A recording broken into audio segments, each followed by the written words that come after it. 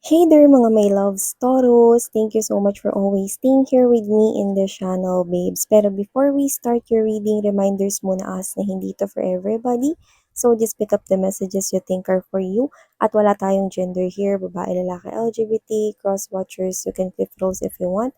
Of course, at the end of the day, you always have your free will. So yun yung mga babes, so alamin natin yung mga magiging um, kaganapan, no, approaching you guys. So, we're gonna find out. So, let's start.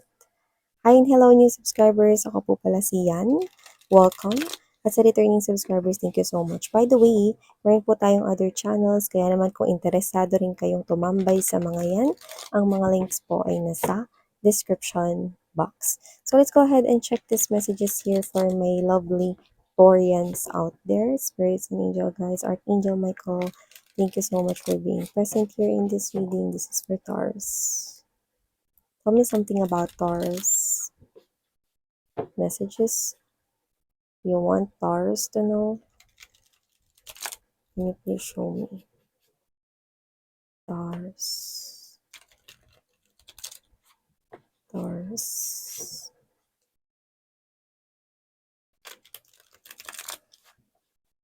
By the way, I have an important message to say. Itong buwan na ito at yung susunod na 2 buwan ay napaka-importanteng mga buwan, no, sa lahat ng mga buwan ng 2024. Bakit? Dahil itong 3 buwan na 'to, no, ang pabor ay nasa ating mga kamay. The ball is at our court. Kaya naman ibig sabihin nun, itong 3 buwan na ito, no, importante na i-push mo ano man yung mga gusto mong gawin na goals at dreams mo sa life. Dahil ito ang pinakamagandang oportunidad, no, sa lahat ng oportunidad ngayong taon, no, para i-push ang mga gusto mong i-push sa iyong life. Okay? So, let's see. Taurus. Okay, so let's go ahead and check this. Latag naman natin ang lahat ng mga messages sa ating table before we start talking about this. You have here the Two of Coins energy. Ace of Cups. 9 of Cups. Ooh, love it. Hermit. Strength card. 8 of Cups. Wow, 8 of Cups, the 9 of Cups. Justice. Knight of Swords. 8 of Swords. King of Swords. Hanged Man. Temperance. Ooh, Lovers and the Magician. Wow, let's get it, no? Kunin din natin yan. So, let's put it here. Okay. Lovely.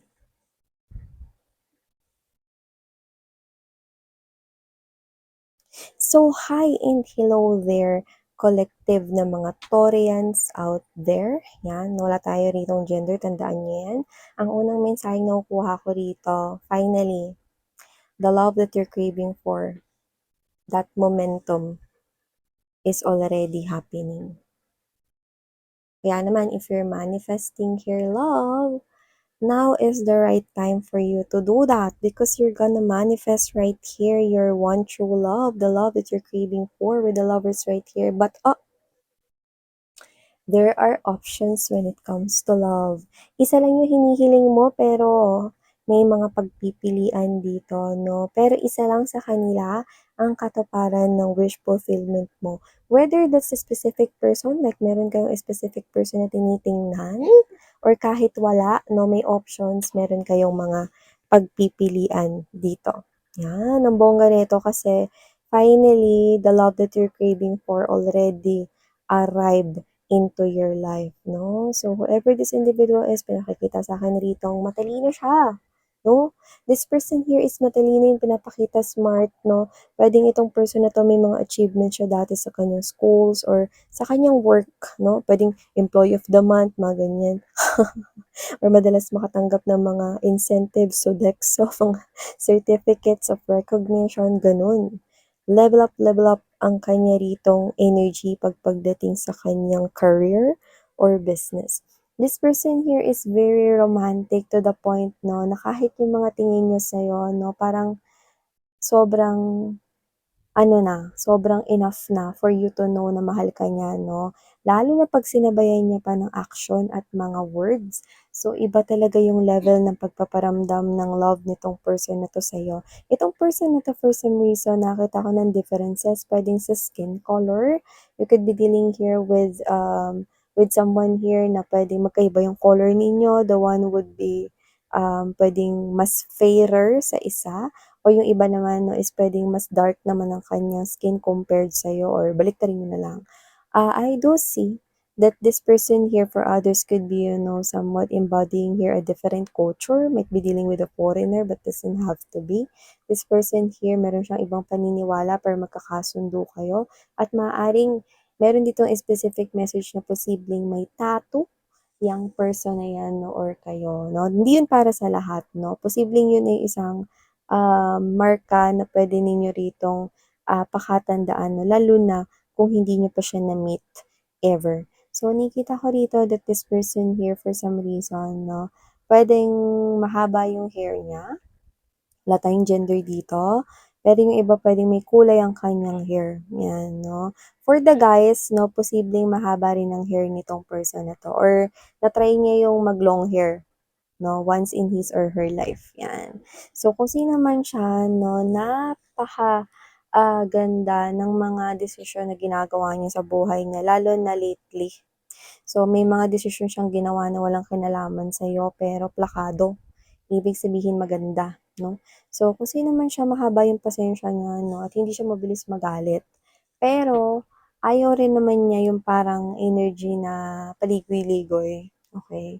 So gusto niya 'pag merong sasabihin, direct agad or straightforward 'no.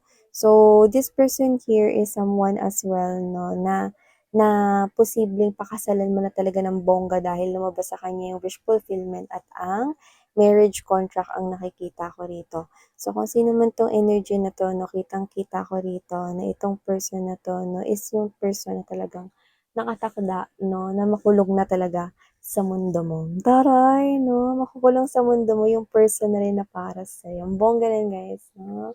Tingnan mo naman yung titigan dito, ibang level, 'di ba? O see, tignan mo. 'Di ba? So whatever the case may be, nakikita ko rito 'no na maaaring parehas kayo na may pinagdaanan ritong something tragic when it comes to love, pero you will definitely find yourself into each other's souls. Wow! Ang bongga nun, 'no? Ang bongga nun. So, maliban diyan sa love life mo, Taurus, nakikita ko rito na posibleng magkaroon dito ng choices na may kinalaman sa work mo. So, hindi ko alam kung lilipat ka ba ng work mo or magpapalit ka ng negosyo kung negosyo 'yan, may gano'n tayong nakikita rito. And you will be having here a lot of busier days when it comes to your money or as long as finances is related. I do see 'no, nakikita ko rito na magiging busy ka 'no, pero nakikita ko na maganda yung pasok ng pera sa'yo. Actually, nakakakita ko rito na posibleng meron kang mga maiisip na magagandang idea para sa ikaka-promote kung negosyo man 'yan o ikauunlad ng negosyo mo or sa trabaho mo 'no, maisip ko ritong idea 'no, para mapabuti yung parang ginagawa mo ngayon sa work. So, hindi ko alam kung may project ka bang inaasikaso, business proposals here for potential clients, 'yan yung nakikita ko rito 'no. Busy ka man pero nakikita ko rito na, you still carry yourself 'no with poise, ang ganda nito kasi hindi ka mukhang haggard. Kahit busy ka 'no, talagang kita sa itsura mo rito na nag-e-enjoy ka pa rin sa ginagawa mo. So, kung meron ng options when it comes to career, nakikita ko rito 'no, na ito ay something here na hindi mo naman as in, pahihirapan yung sarili mo 'no, sa kakaiisip diyan. Kasi nakikita ko rito na mahahanap mo rin yung balanse kung ano yung dapat mong piliin, kung yan man ay, magkaibang offers 'no, coming from magkaibang opportunities sa work.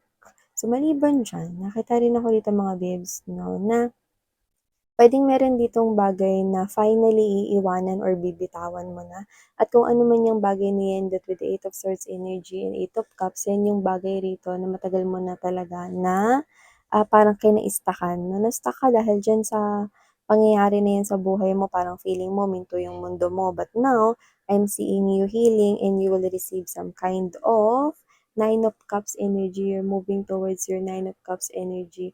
I do see that this could be anything, pero mas kukuha ko rito, no? Dahil napansin ng atensyon ko, tinan mo yan, no? Sa paanan na yan, no? Is that gold, chest of gold coins, no? Yan, no? Chest of gold coins, yan, no? Parang wish fulfillment ito sa'yo. Kahit ano to, pero I think, pagdating ito, no, sa yaman ng mundo, this is wealth, richness, no? Money, finances, coins, pentacles. I'm seeing you right here giving to yourself. I'm seeing you investing into your skin, making some kind of improvement. You're glowing up. Your life is glowing up right here, and I'm seeing you right here investing your money uh, in the right place na ipag-investan yan. Business, career, or whatever. I'm seeing you putting your energy right here in flourishing, mas pag-ibayuhin or mas palawigin pa yang matatanggap mo na wish fulfillment, and blessing starts to come your way. Wow! And what I love about this is that the universe is someone here na ginagrant yung wish mo na ito. No, this is your wish. Noon pa lang. Yung iba, as in, bata pa lang kayo. Like, bata pa lang kayo, pangarap nyo na to, no? And now, this is finally happening into your reality. So, pwedeng nung bata kayo, may binitiwan kayo. Paglaki ko, yan, di ba? May ganun mga bata, di ba? Paglaki ko, gusto ko ganito, no? And then, the next thing you do not know is that your wish from that long time ago is now happening into your reality. You're moving towards here. Iniiwan mo na to ang bagay na to, no, na hindi nakabubuti sa'yo. Eight of Cups energy. Dahil saan ka papunta, sweetheart? Papunta ka rito sa Nine of Cups energy. Ano man yung wish fulfillment na yan, you're gonna jump out of joy. I encourage you guys to pursue your dreams for this next 3 months. For this 3 months, ito, kasali na tong May na to, mga mahala. May, June, July, okay? Pursue your dreams right here because this is the best time for you to do that. Okay? So, I do see as well, no, that from this, Taurus, nakikita ko rin dito na masusubukan yung pasensya mo sa mga susunod na araw pagdating sa trabaho. Hindi sa sarili mong ginagawa, kundi meron dito mga katrabaho na posibleng nagiging lazy or parang hindi nagiging helpful sa'yo.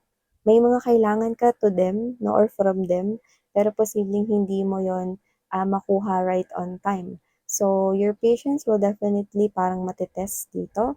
But I do see you right here staying calm, no?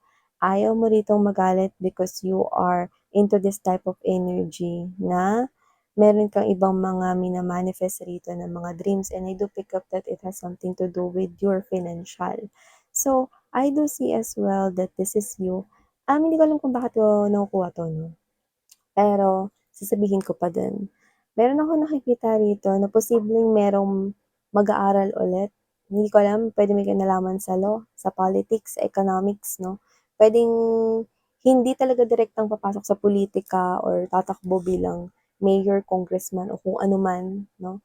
Pero I do see someone here na parang gusto niyang matutunan yon kasi feeling niya magagamit niya yon. Either sa negosyo niya, either sa business niya. Someone here is going back to school to study. Yan, no? Maybe others of you could be doing here MA or masteral, no? So, yun yung nakikita ko here. With this presence of Knight of Swords energy, I'm seeing, no, na kayo to na hindi kayo mabilis ma-fall, lalo na ngayon. So, nakikita ko rito, no, na you will only do something here na impulsive kapag naramdaman mo na ito na talaga yung love na yun. Okay? So, nakikita na kita nagagawa ka ng movement pag naramdaman mo ng ito na talaga yon. So, may tao rito na dumating, kaya dumating na to sa inyo, sa iba sa inyo. Yung iba pwedeng parating pa lang to. May tao paparating rito, no? And dito, makikita mo ulit yung sarili mo, no? Na para ka ritong in love or what. Because this is the feeling that you've been waiting to feel again. And now you are in this type of, that feeling and situation, and you will definitely let yourself dive into that emotion and choosing that person here, no, na pag-expressan ng love para sa kanya. So, nakikita ko na may entertainin ka talaga when it comes to love this 2024 right here. For others of you, yes, you heard it right. The specific person that you're thinking right now while I'm talking is someone na posibleng siya na yun. Kasi may mga nakuha ko rito specific person, like alam mo yung pangalan niya, alam mo kung saan siya nakatira, alam mo yung tsura niya. Yes, that's exactly the person here meant for you. But for others, if you do not have a specific person, but you have ideal type like, gusto ko yung mahaba yung hair, yung may preference ka talaga.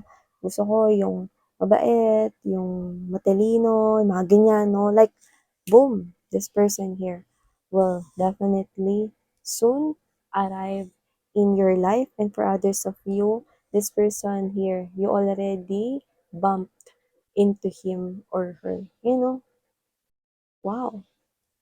So I love it because you will definitely give your heart, you will entrust your heart with that person here. Wow! So these are all the beautiful messages we've got right here for you, lovely Torians.